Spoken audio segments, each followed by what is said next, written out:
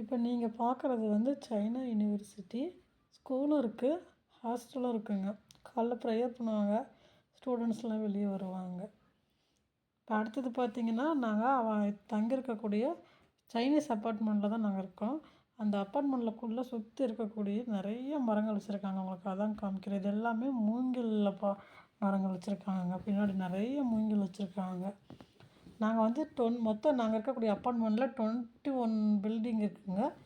அதில் 21 பில்டிங்கில் 21வது பில்டிங்கில் 21th ஃப்ளோரில் நாங்கள் இருக்கோம்.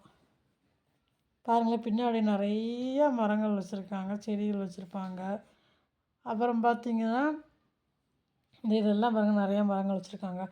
அது இல்லாமல் என்ன பார்த்தீங்கன்னா, எல்லாத்துலேயுமே வந்து மரங்களில் வந்து நிறைய நம்பர்ஸ் போட்டு வச்சுருப்பாங்கங்க.